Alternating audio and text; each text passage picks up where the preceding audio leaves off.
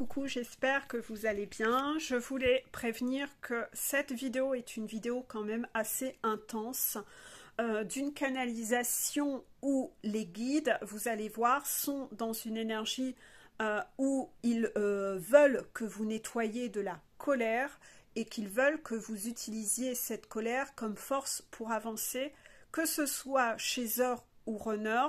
On vous montre ce qui doit provoquer chez vous cette colère en effet miroir par rapport aux choses dans votre vie. Donc, même si la canalisation est un peu forte avec des guides qui vous insufflent cette force, contraction, essayez de la regarder en entier.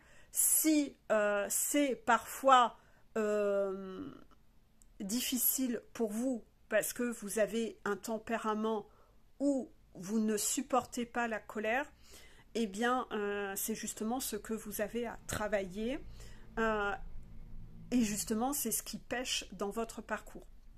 Donc, regardez au pire cette vidéo en 2 ou 3 fois. Les gens qui ont, par exemple, les runners énormément avancé et progressé, sont des runners qui se sont forcés à regarder les vidéos en entier. Au début, les vidéos piquaient, ils mettaient sur pause, ils relançaient le lendemain, mais en tout cas, c'est comme ça qu'ils ont nettoyé beaucoup de choses en eux.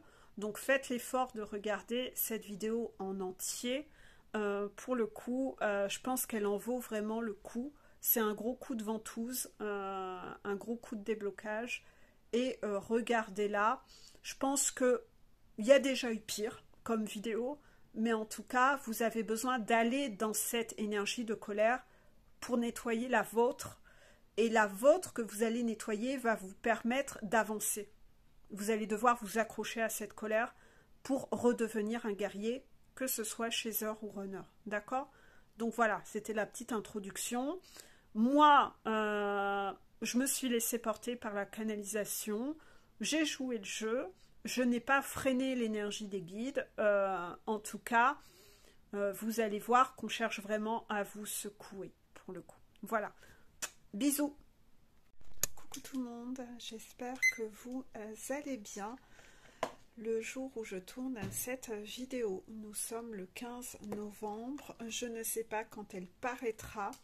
En effet, parfois les guides me demandent de publier une récente, parfois une vieille, en fonction de ce qui a besoin de vous être transmis. Donc je ne sais jamais d'avance quand les vidéos vont être parues. En tout cas, aujourd'hui, je dois en publier une, donc soit ce sera une autre, soit celle-ci, je ne sais pas du tout. Voilà, j'espère que vous allez bien. En ce moment, il plane un peu une énergie de fatigue, hein, de fatigue. C'est normal, toujours cet automne où les changements de saison, en général, énergétiquement, c'est assez fort. Et là, dans la matière, on vient de passer le portail du 11-11 et il y a eu la lune du 13. Donc, en effet, ça brasse et ça fait travailler beaucoup de choses, hein. Donc, vous, quand vous allez voir cette vidéo, ça tombera pile poil au moment où vous devez en entendre parler par rapport au message. Vous aurez travaillé cela en temps et en heure et vous avez dû faire des nettoyages. Vous savez qu'à chaque lune, la lune permet de amplifier et mettre en lumière ce qu'il y a besoin de nettoyer. Donc, tout ce qu'il y a à l'intérieur, moi, ce que j'appelle la boue sombre que l'on a à l'intérieur, qui peut être de la tristesse, de la colère, tout ce qui est manque, impulsivité, enfin voilà, toutes ces choses-là vont remonter à la surface. Comme ça, vous n'allez pas pouvoir le renier et être dans le déni que vous avez ça à l'intérieur. Ça va certainement rejaillir et expulser d'une façon ou d'une autre, mais remercier ces moments qui ne sont certes pas agréables, ça permet de purifier, hein. C'est un nettoyage de cette cuve intérieure où il faut aller toujours nettoyer plus profond au fur et à mesure du parcours dans ce qu'il y a de boue encore à nettoyer. Donc oui, en général, il y a des choses qui sont un peu exacerbées dans ces moments-là. un peu comme nos chères dames, quand elles ont leurs règles, il y a des émotions qui sont amplifiées, c'est pas facile à gérer. Ben, la lune, c'est un peu ça, sauf que ça ne touche pas les femmes, ça touche aussi les hommes. Voilà. Donc, c'est une vidéo un peu particulière aujourd'hui. On me demande de parler d'un sujet bien précis et j'ai eu cette canalisation ce matin dans mon lit, toujours, quand je me réveille, vous savez. Je reste souvent un petit moment dans mon lit avant de me lever et souvent je reçois des canalisations et des messages un peu matinaux comme ça. Et puis après, ça m'a un peu martelé avec, quand j'étais dans ma salle de bain, des titres de vidéos qui apparaissaient, toujours sur cette thématique, etc. J'ai compris que je ferai une vidéo là-dessus aujourd'hui. D'accord ? De toute façon, si je ne le fais pas, on va me harceler et me marteler de synchronicité jusqu'à ce que je fasse la vidéo. Donc j'aime autant la faire tout de suite pour qu'on me fiche la paix là-haut. Hein, ils sont coriaces et tenaces. Et voilà. Donc on va directement commencer. J'ai eu un petit paquet de cartes qui déroule un petit message. Actuellement, la source, l'univers, hein, la source, fait que les jumeaux pensent beaucoup l'un à l'autre.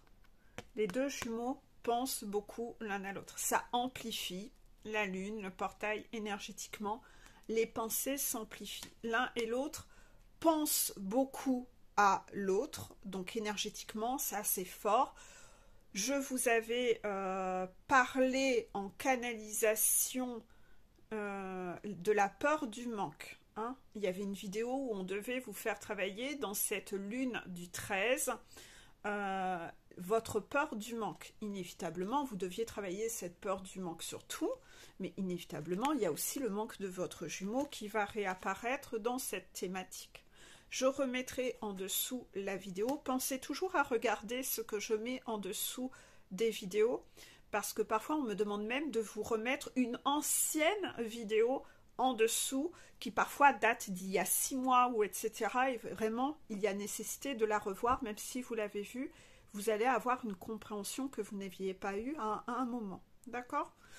Il faut savoir que les vidéos, vous les écoutez une première fois, vous entendez que certaines choses, parce que quand vous écoutez des choses, parfois ça vient piquer à un endroit, vous êtes dans un émotionnel un peu, et pendant ce temps-là, il y a encore des mots qui passent, mais vous n'entendez plus la suite des messages parce que vous êtes à l'intérieur en train de cogiter, et parfois la vidéo, quand vous la revoyez, vous vous rendez compte que merde, il y avait des clés de compréhension dedans que j'ai même pas entendues.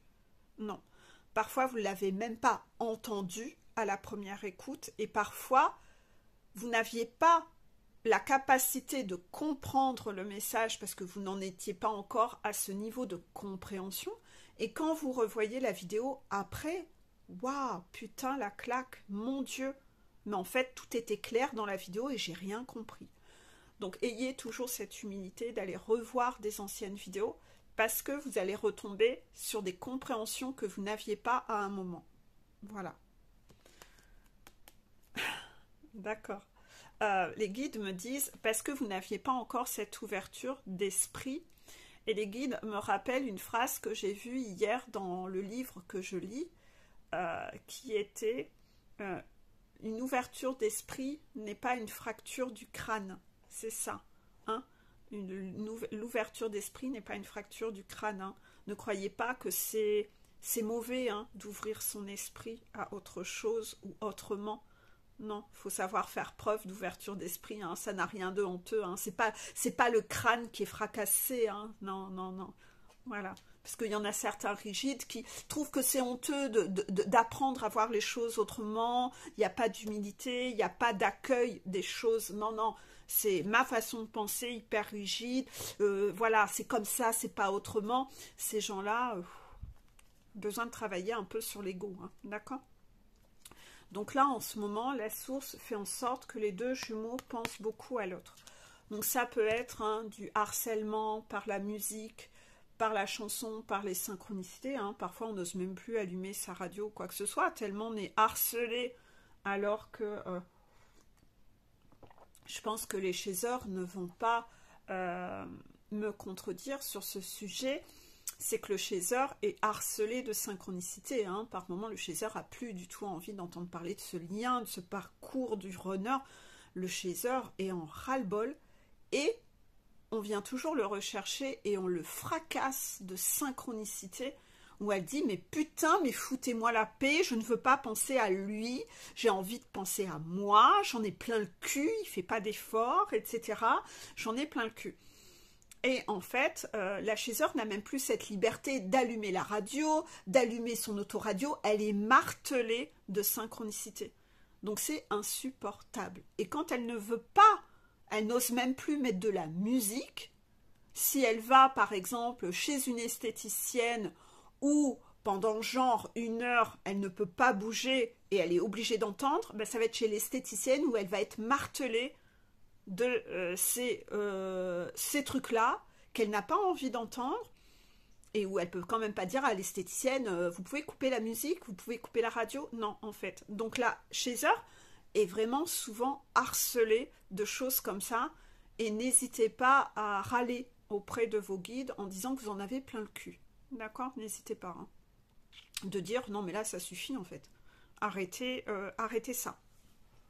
Voilà, donc ça aura ou pas de l'impact, vous verrez bien, mais en tout cas au moins vous serez, déjà vous aurez évacué votre colère, d'accord, et vous aurez au moins cherché à exprimer votre besoin à vos guides que vous ne souhaitez plus pendant quelque temps avoir de synchronicité concernant votre jumeau, d'accord, parce que vous voulez avoir la paix, vous voulez vous détacher de ça.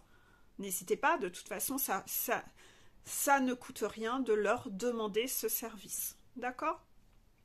Donc, par rapport à ça, pourquoi la source fait ça? C'est parce qu'elle veut vous emmener à travailler un point bien précis. Donc, on est dans le travail, du côté chaser et runner. On vous fait travailler le manque. Le manque.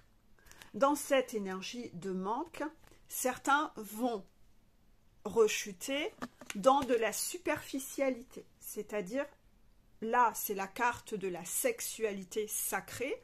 On en a parlé dans la vidéo Peur du manque, de comment la sexualité doit revenir dans votre vie, d'accord? Donc ça, je ne vais pas tout réexpliquer dans cette vidéo.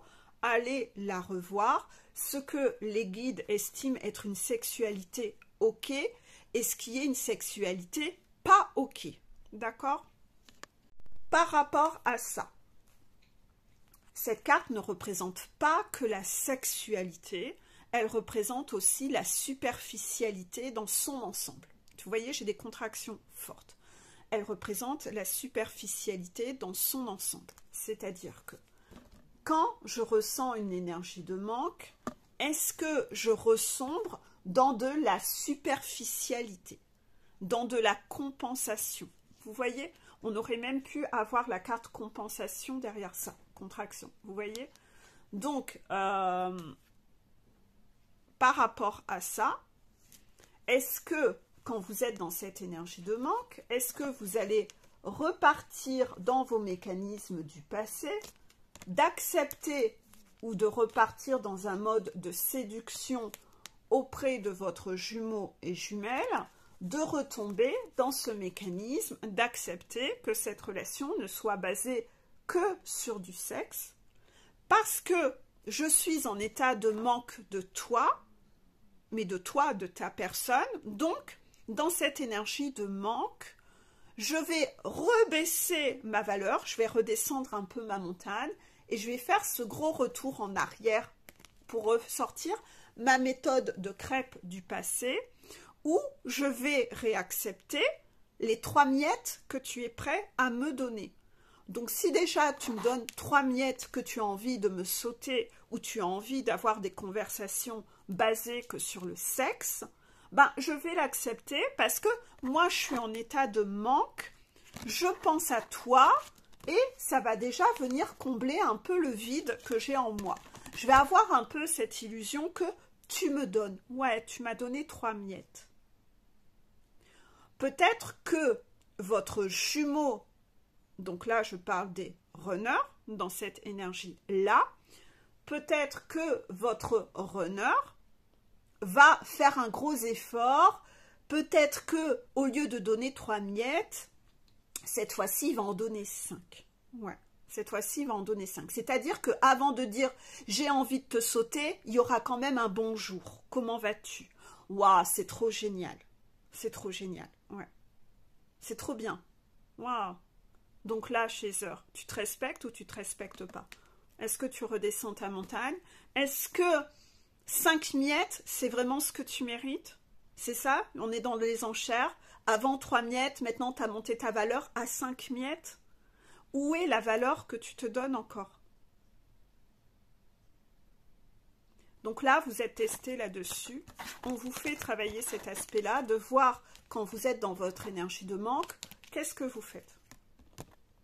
Certaines chasers vont même aller contacter leurs runners pour les séduire, pour proposer du cul.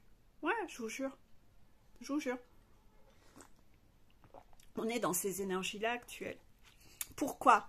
Parce que la chaser sent un vide, son runner lui manque pour X ou raison, parce qu'elle vit des épreuves dans sa vie qui ne sont pas faciles. Donc, je vais aller compenser en repartant dans du superficiel pour m'accrocher à une fuite de ce que je vis de désagréable dans ma vie, que ce soit avec mes parents, avec une copine, avec mon travail. Je ne vais pas bien, donc je vais rechercher à fuir dans du superficiel, à reproposer du cul à mon runner, comme avant. Donc là, autant vous dire que la chaser, c'est comme si elle descendait sur les fesses sa montagne, elle loupe son défi, elle se plante sévère. Donc elle aura bien entendu des foudres, parce que les guides vont lui dire les foudres, c'est pas une punition, plus ou moins quand même, mais c'est un peu, je te tape sur l'épaule, là, et oh, qu'est-ce que tu es en train de foutre? Tu vas te réveiller, tu vas remonter, t'arrêtes de descendre. C'est ça, en fait. De l'autre côté, du côté du runner, le runner qui, lui, pense beaucoup à sa chaser, son énergie de manque, il le gère comment? Le manque qu'il y a dans sa vie et que pour lui, l'amour, c'est dégage là dans le coin, c'est pas important, l'amour dans ma vie. Comment le runner gère cette énergie de manque? Eh bien, est-ce que le runner va repartir dans la superficialité? Est-ce qu'il va revenir vers la chaser pour lui ressortir son sourire ultra bright avec sa rose entre les dents et lui dire, oui, il va faire un effort, 5 miettes, parce qu'il a vu que quand il donnait que 3 miettes, la chaser en a plein le cul. Donc il montera peut-être 3 miettes et demie. Et comme je vous dis, il y a genre un bonjour avant de écarter les fesses. Est-ce qu'il va repartir dans cette superficialité-là avec elle? Bah, si ça prend, tant mieux pour lui. Hein? Tant mieux pour lui. S'il arrive à encore manipuler sa chaser et la traiter comme un objet, bah, tant mieux pour lui. Pourquoi devrait-il s'en priver si ça prend? Hein?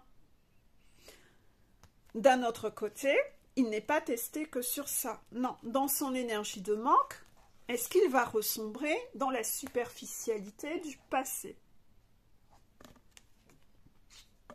C'est-à-dire, soit se remettre sur un site de rencontre pour aller sauter tout ce qui bouge, comme ça, waouh, waouh, moi je suis trop fort, moi je roule des mécaniques, sourire ultra bright, ma méthode elle marche, oh putain, j'ai de la valeur, j'ai ken 3 nanas cette semaine. Donc là, demandez-vous, chaser, si un gars comme ça, tout pourri, ça vous séduit. Personnellement, moi, ça ne me séduit pas du tout, ça me colle la gerbe. Donc, est-ce que vous, c'est le genre de choses qui vous séduit chez un homme? Si ça vous séduit, allez-y, hein, foncez. Hein. Si ça vous plaît d'être une nana parmi tant d'autres, si ça vous plaît, faites-le. Faites. Moi, en tout cas, c'est pas mes valeurs à moi. En tout cas, le runner, dans son énergie de manque, par rapport à ce qu'il n'arrive pas parce qu'il fait les mauvais choix dans sa vie? Est-ce qu'il repart dans une superficialité, genre je fais des sorties à gogo tous les week-ends avec ma karmika, on se fait des agendas de cinglés où on côtoie plein de gens le week-end. Pourquoi? Parce qu'on se fait chier quand on est à deux et que ma karmika, comme c'est une perverse narcissique, on le sait, le pervers narcissique porte un masque quand il est en société. Donc, plutôt que de rester avec cette godiche chez moi, diablesse, et de voir sa vraie nature, je préfère que l'on se fasse un agenda plein rempli, où on côtoie plein de gens le week-end, où elle va être obligée de porter son masque de sympathie en société, et comme ça, ni vu ni connu, tout va bien.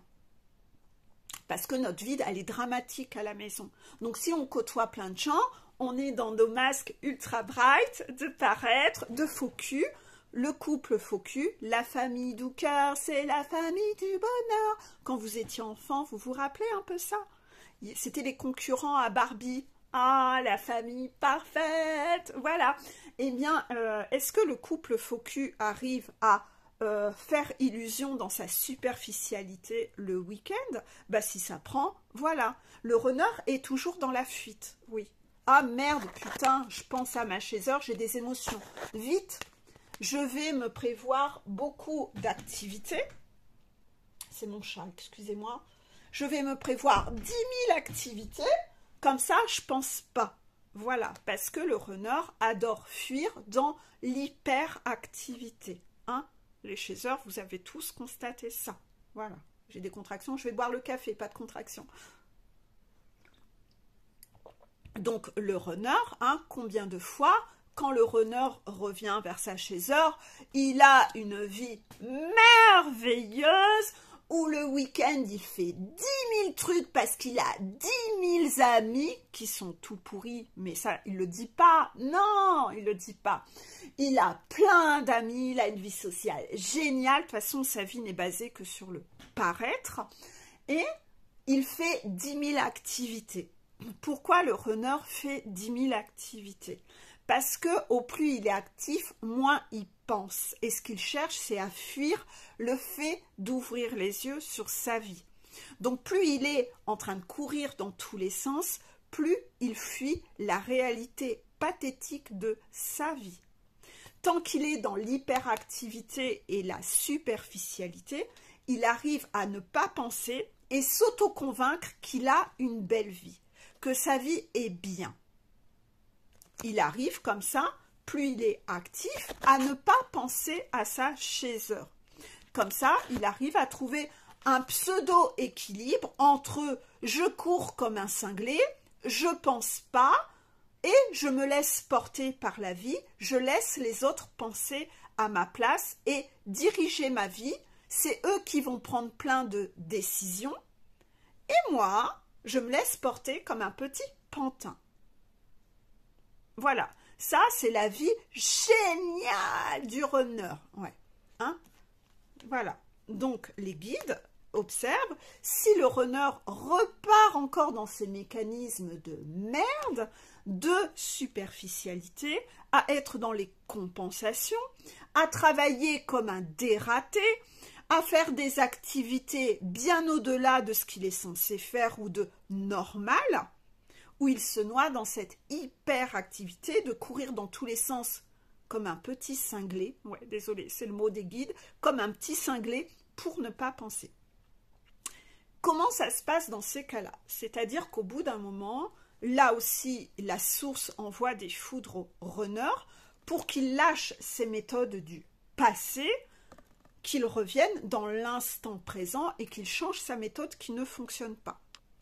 En faisant quoi? C'est-à-dire que tous ces week-ends sortis dans lesquels il se noie à foison, la source va faire exprès que tous ces moments-là soient de plus en plus pourris. Que ça ne le régénère pas, au contraire que ça lui prenne ses énergies. Quand il fuit dans l'alcool ou la drogue, hein, on le sait, ça d'autant plus c'est un mécanisme d'enfant de pervers narcissique, c'est que déjà quand on est enfant, comment on repère un enfant en souffrance qui a des parents pervers narcissiques? C'est que l'enfant va déjà aller sombrer dans de la boulimie au niveau de la nourriture ou dans certains autres de l'anorexie. Hein? C'est comment repérer qu'un enfant souffre de l'ambiance dans sa famille, c'est déjà par ces dysfonctionnements-là. Par rapport à ça, donc des enfants qui ont toujours faim parce qu'ils remplissent ce vide pour étouffer déjà leur colère et leur souffrance et leurs émotions internes. Donc après, quand on étouffe comme ça, après on est hyperactif, on veut se défouler pour évacuer, c'est très instable. Voilà. Bon, eh bien, le runner, on le sait, il a eu des parents pervers narcissiques, surtout la toxique mama, il ne sait pas accueillir ses émotions, donc il pense que c'est le meilleur fonctionnement dans sa vie, c'est de slalomer dans toutes ces addictions-là et ces compensations. Donc souvent, oui, il aime bien picoler et il a un niveau de tolérance à l'alcool qui est devenu de plus en plus haut en vieillissant, ou même, vous le voyez, il boit beaucoup mais il n'est même pas malade. Bon, c'est quand même, ça craint un peu du boudin en fait, hein. C'est pas vraiment bon signe. Hein. Ça veut dire que son corps s'est habitué à tolérer bien au-delà de ce qu'il est censé tolérer. Certains se droguent, hein, vous le savez, la cocaïne c'est devenu vraiment fréquent sur ces parcours-là. Le cul, le sexe, l'hyperactivité, le boulot, c'est tout ça. D'accord? Quoi qu'il en soit, le runner plonge, je ne sais plus pourquoi vous m'avez mené sur ce chemin, les guides. J'ai perdu ma phrase de ce fait-là. Comme vous m'avez demandé de parler des enfants, donc si on m'a demandé de parler des enfants, c'est parce qu'on vous demande à vous d'aller identifier ça chez vos enfants. Hein. Les dégâts déjà que ça fait, le déséquilibre familial sur vos enfants. Hein. D'accord? Essayez pas de vous... Hein, parce que vous avez peut-être décidé de vous aveugler accessoirement sur votre souffrance à vous, mais vous devenez quand même un parent qui est...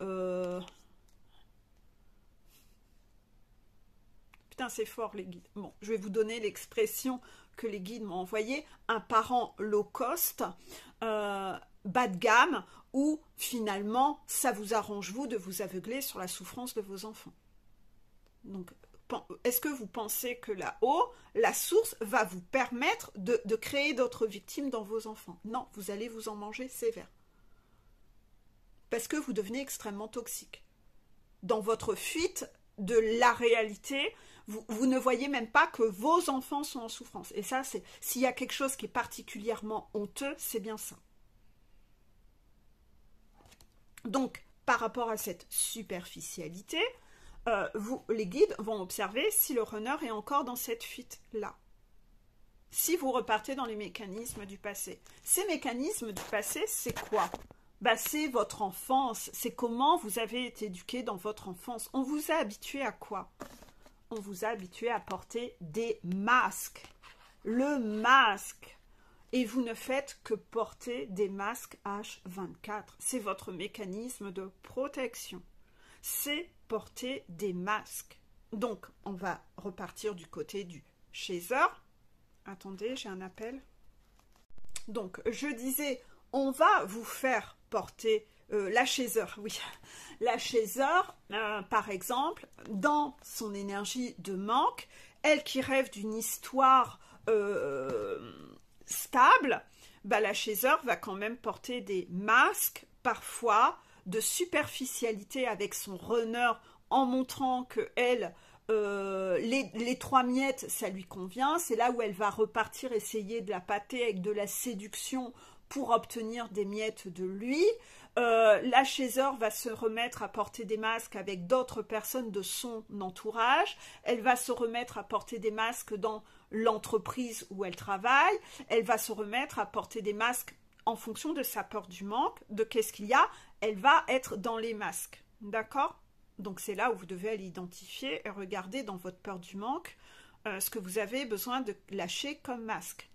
Hier sur Facebook, l'axe de travail que je vous avais donné pour la journée, puisque je vous mets un axe de travail tous les jours, la phrase c'était de réussir à identifier ce que vous aviez à lâcher du passé, que vous êtes sûr que ce truc-là, vous ne voulez pas lâcher parce que vous avez associé que c'était quelque chose qui donner votre identité. Et en fait, vous n'avez pas envie de le lâcher. Non, vous n'avez pas envie, parce que vous y avez trouvé une sorte d'identité par rapport à l'extérieur en ayant ce masque.